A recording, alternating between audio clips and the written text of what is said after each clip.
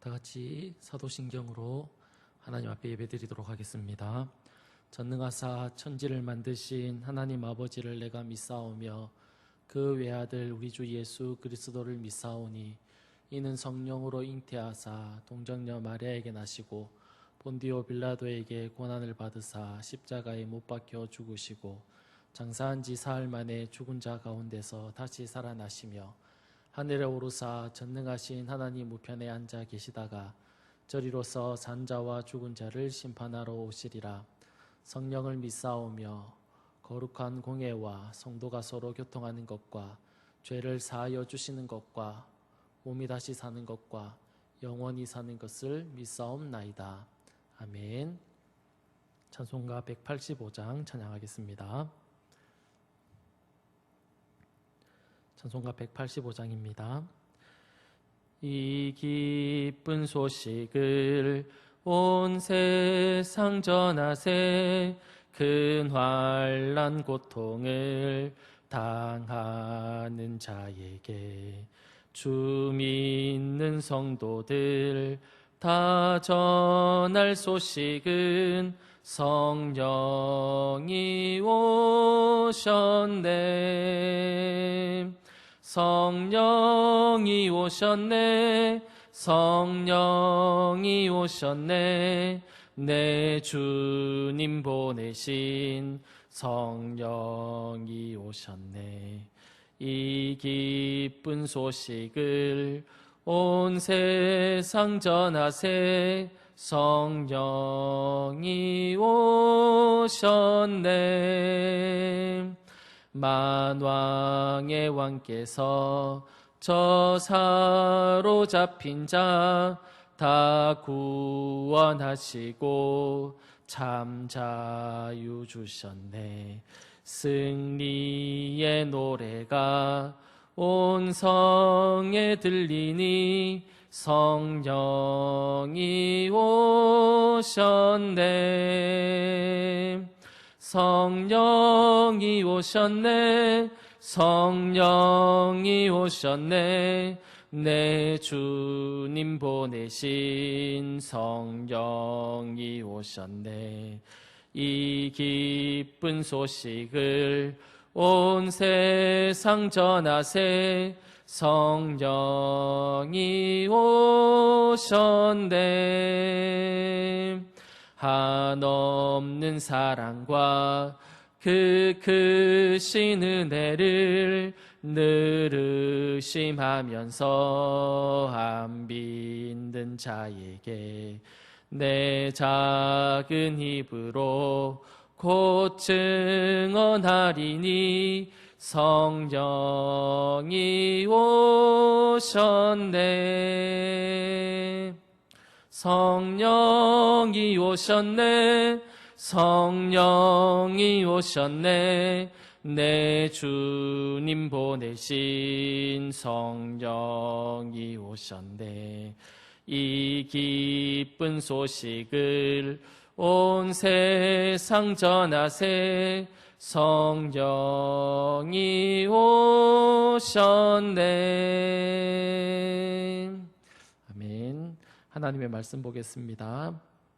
하나님의 말씀은 출애굽기 9장 13절에서 21절 말씀입니다. 출애굽기 9장 13절에서 21절 말씀입니다. 제가 읽어드리겠습니다. 여호와께서 모세에게 이르시되 아침에 일찍이 일어나 바로 앞에 서서 그에게 이르기를 히브리 사람의 하나님 여호와의 말씀에 내 백성을 보내라. 그들이 나를 섬길 것이니라. 내가 이번에는 모든 재앙을 너와 내 신하와 내 백성에게 내려 온 천하에 나와 같은 자가 없음을 내가 알게 하리라. 내가 손을 펴서 돌림병으로 너와 내 백성을 쳤더라면 내가 세상에서 끊어졌을 것이나 내가 너를 세웠음은 나의 능력을 내게 보이고 내 이름이 온 천하에 전파되게 하려 하였음이니라. 내가 여전히 내 백성 앞에 교만하여 그들을 보내지 아니하느냐. 내일 이맘때면 내가 무거운 우박을 내리리니 애굽 나라가 세워진 그날로부터 지금까지 그와 같은 일이 없었더라. 이제 사람을 보내어 내 가축과 내 들에 있는 것을 다 모으라. 사람이나 짐승이나 무릇들에 있어서 집에 돌아오지 않는 것들에게는 우박이 그 위에 내리리니 그것들이 죽으리라 하셨다 하라 하시니라. 바로의 신하 중에 여호와의 말씀을 두려워하는 자들은 그 종들과 가축을 집으로 피하여 들였으나 여호와의 말씀을 마음에 두지 아니하는 사람은 그의 종들과 가축을 들에 그대로 두었더라. 아멘. 오늘 우리가 읽은 본문의 말씀을 가지고 하나님 알기를 원합니다 라는 제목으로 말씀을 나누도록 하겠습니다.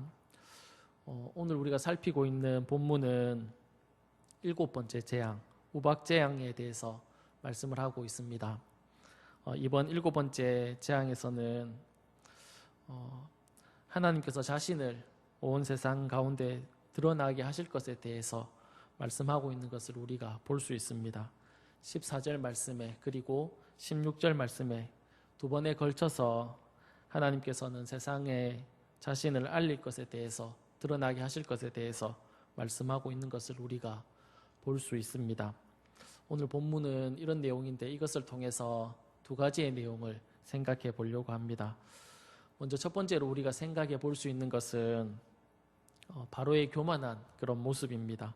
본문 17절에 보면 내가 여전히 내 백성 앞에 교만하여 그들을 보내지 않고 있다 그렇게 말씀하고 있는 것을 볼 수 있는데 바로가 이스라엘 백성 하나님의 백성을 보내지 않는 그 이유가 무엇이냐면 바로의 마음속에 있는 교만함이 하나님의 말씀 앞에 순종하지 못하고 있는 것을 우리가 볼 수 있습니다.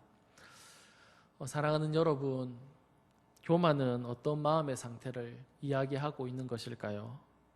먼저는 교만한 마음은 하나님을 인정하지 않는 마음, 그 자체가 교만하다라는 것을 우리는 알 수 있습니다. 왜냐하면 하나님께서 계속해서 애굽에 재앙을 내리시는데 바로는 이 재앙이 하나님으로부터 왔다라고 믿지 않습니다. 왜냐하면 5번째 재앙인 돌림병이 있었을 때에 이스라엘 백성들이 사는 고센 땅은 구별해서 아무 일도 일어나지 않을 것이라고 모세가 바로에게 이야기를 합니다. 그리고 이제 애굽 땅에 돌림병이 돌게 되는데 그때 바로가 이 상황을 보고는 어떻게 했냐면 이스라엘 백성들이 사는 고센 땅에는 정말 구별되어서 일어나고 있지 않는지에 대해서 확인을 하는 그런 모습을 우리가 볼 수 있습니다. 바로가 왜 확인을 했을까요?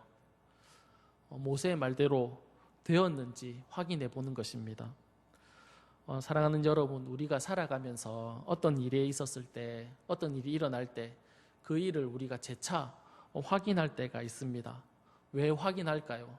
정말 그렇게 되었는지 잘 믿어지지 않을 때 우리는 다시 그렇게 확인하는 그런 모습이 있지 않습니까? 정말 그러한지 알기 위해서 우리가 확인하는 그런 경우가 있습니다. 지금 바로가 그러했다는 겁니다. 믿어지지 않는 겁니다. 모세가 자신에게 했던 그 이야기가 그 말대로 된다는 것이 믿어지지 않아서 이렇게 확인해 보는 것입니다. 이런 바로의 행동을 통해서 우리는 바로는 하나님이 재앙을 내리고 있지 않다라는 것으로 우리가 볼 수 있습니다. 그리고 출애굽기 9장 30절에도 모세가 바로에게 이렇게 이야기합니다. 그러나 왕과 왕의 신하들이 여호와 하나님을 아직도 두려워하고 있지 않다는 것을 내가 압니다. 그렇게 이야기합니다. 여전히 왕과 그 왕의 신하들은 여호와를 두려워하지 않았다라고 그렇게 말하는 것을 볼 수 있습니다. 바로 왕은 그의 마음 가운데 하나님을 인정하지 않는 그런 마음, 교만한 그런 마음의 상태로 있었다는 겁니다. 이런 교만한 마음의 상태로 있었다는 것을 잘 보여주고 있는 표현이 무엇이냐면 바로의 마음이 완고해서 이스라엘 백성들을 보내주지 않았다라는 그 말 속에 이 바로의 교만한 마음이 잘 표현되고 있습니다. 사랑하는 여러분, 교만한 마음은 하나님이 가장 싫어하는 그런 마음입니다. 오래전에 나온 영화 중에 타이타닉이라는 영화가 있습니다. 모두 다 잘 알고 계신 그런 영화입니다. 이 영화는 1912년에 실제로 일어났던 일을 바탕으로 해서 만들어진 영화인데, 이 타이타닉이라는 배는 영국이 해양제국이었던 그 시대에 이 해양제국의 명예를 걸고 최선을 다해서 만든 배가 바로 이 타이타닉호였습니다. 이 배의 이름에 이렇게 근원을 따져보면 타이탄이라는 데서 이 타이타닉호가 생기게 된 것인데, 이 타이탄이라는 이름은 그리스 신화에 나오는 이름인데 그 뜻이 무엇이냐면 가장 강하다라는 그런 뜻을 가지고 있습니다. 그러니까 타이타닉호는 이 세상의 배 중에 가장 강한 배다라는 것을 이야기하고 있습니다. 그들은 왜 그 배를 타이타닉호, 가장 강한 배다라고 이름을 지었을까요? 그들의 생각은 이런 생각이 있었습니다. 최선을 다해서 만들었기 때문에 이 배는 침몰되지 않는 배다.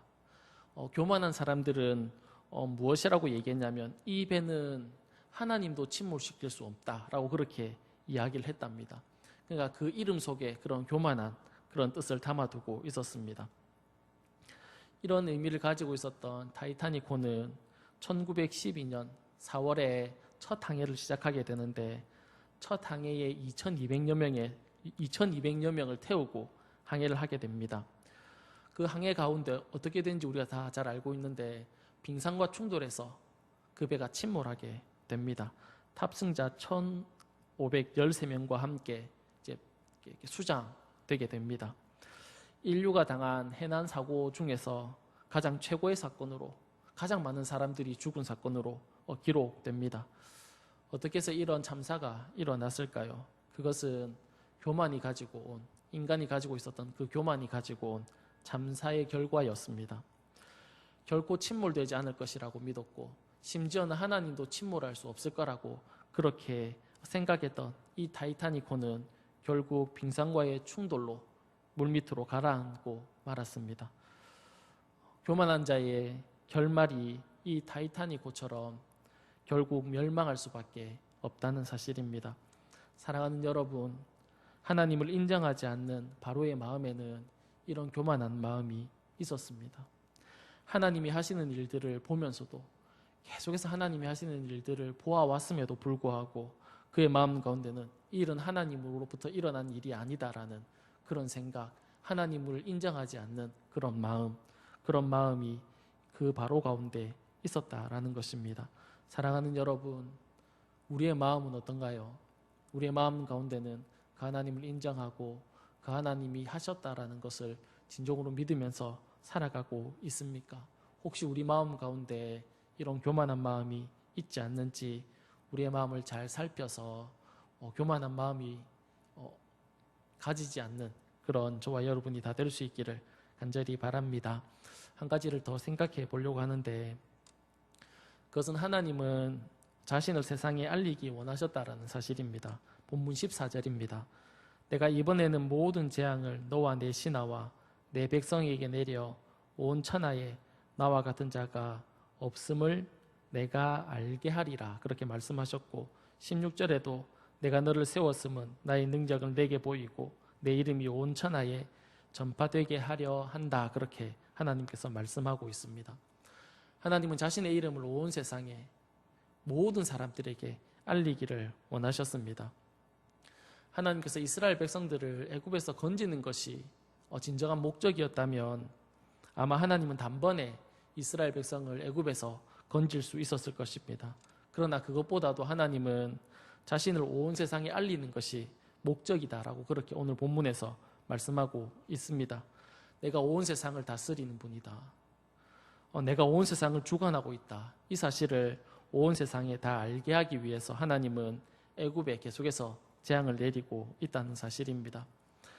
이런 재앙으로 인해서 사실 이후에 보면 이스라엘 백성들이 가나안 땅에 들어갔을 때 그곳에 살고 있던 그 주민들이 실제로 이제 애굽에서 하나님께서 내렸던 그 재앙들을 듣고는 두려워했다라는 것을 우리가 알 수 있습니다. 하나님은 지금도 이 온 세상에 하나님 자신을 알리기를 원하고 계십니다. 어떤 방법으로 알리기를 원하실까요? 우리가 살펴보고 있는 살펴보고 있는 출애굽처럼 어떤 기적이나 어떤 이적으로 자신을 알리기를 원하실까요? 물론 그렇게 하나님을 알릴 수 있습니다. 그러나 하나님은 그렇게 자신을 알리기를 원하지 않습니다.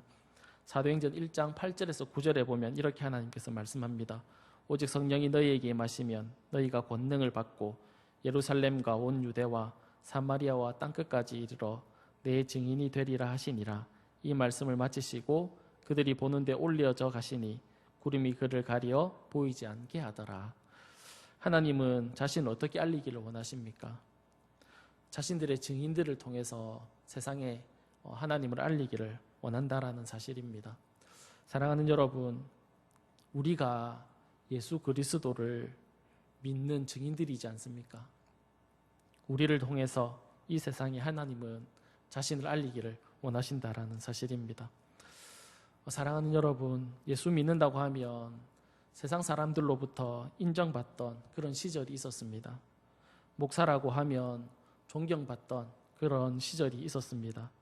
그러나 지금은 그렇지 않는 것 같습니다. 일부 사람들은 그래도 교회 다니는 사람이라고 말하면 착하다라고 인정해 줄 수 있고, 또 목사라고 하면 인정해 주는 그런 사람이 있을지 모르겠지만, 지금의 사회 분위기는 교회를 배척하고 목사와 성도를 비난하는 그런 시대를 우리가 살아가고 있는 것 같습니다. 이런 시대에 우리는 어떻게 살아야 할까요?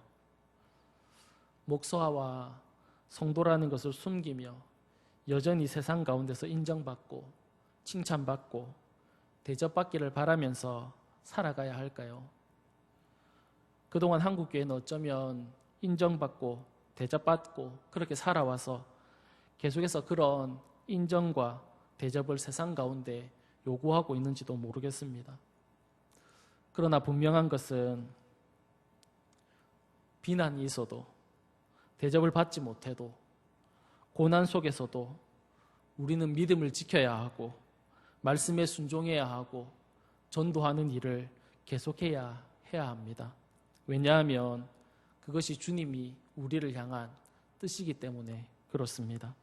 사랑하는 여러분, 우리 모두가 하나님이 어떤 분인지를 알기를 원합니다. 그래서 그 하나님을 전하는 주의 백성이 다 될 수 있기를 간절히 소망합니다.